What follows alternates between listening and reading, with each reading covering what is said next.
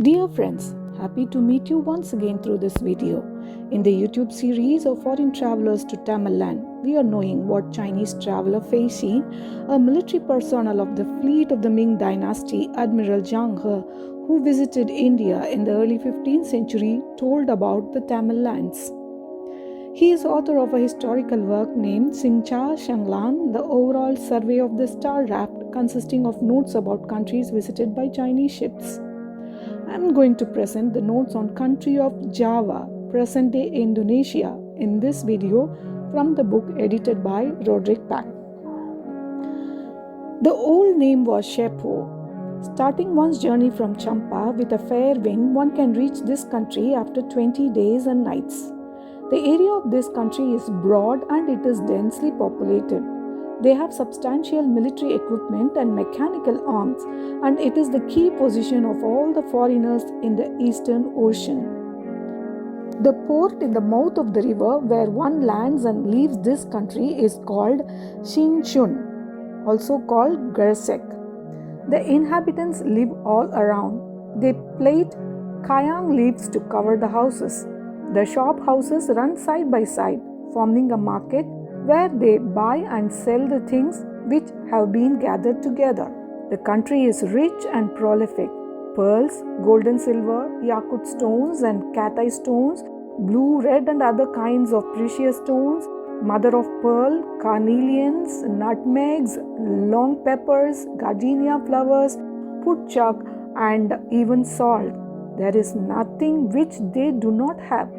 This certainly is so because the country is situated in a place where all trade comes through. The customs of the people are brutal and violent. When a boy is but 1 year old, they arrange a dagger for him to wear. It is called by the name of pulato. Gold, silver and carved elephant's teeth serve to make the scabbards for their weapons.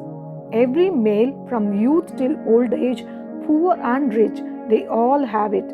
They put it into a space at the waist. If they have a serious quarrel which cannot be limited to verbal insults, they pull out the dagger and stab the opponent. The stronger one will be the winner. Suppose one man is killed, then if the other will hide away for 3 days before he goes out, no ado will be made. The men have naked bodies. Only round the waist do they wear an unlined kerchief. They can drink liquor till they are drunk and think much of wealth but little of human life. The women folk are like the men, but at the neck they wear a necklace of gold beads strung together and they stuff a roll of kayang leaves in the holes of their earlobes. As to their funeral customs, whenever one of their lords and masters dies, all his maidservants and concubines make a vow to each other, saying, "He is dead, then we will go with him." When the day of the funeral approaches, the wives, concubines, and slave girls all cover their heads with flowers and greenery, and draped in colored kerchiefs, they follow the corpse to the seaside or to a place in the wilds where they put it in a sandy spot. If the result is that it is completely devoured by a crowd of dogs, it is considered satisfactory. If it is not fully devoured, then they weep grievously and sing sad songs. Now firewood is heaped in one side and all the women sit upon it. After a long time they set fire to the pile and die. Such is their ceremony of burying the living with the dead. Surabaya is the name of another village. It is a market for a multitude of commodities with merchant vessels and rice. The village of Tuban marks another place name. On the sand bank in the nearby sea, there is a pool of water. It is fresh, insipid, and potable and is styled the holy water.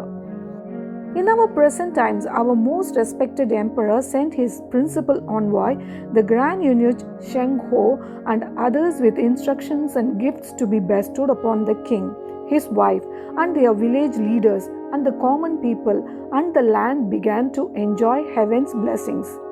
As the king and his subjects were moved by heaven's mercy, they now constantly send ambassadors who respectfully offer memorials on leaves in golden tubes and present local products as tribute. This is the country of Java, present-day Indonesia, during the early 15th century as seen by Faixin.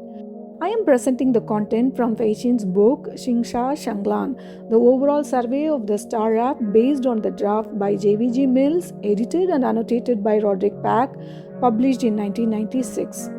I have many more interesting facts told by Faixin.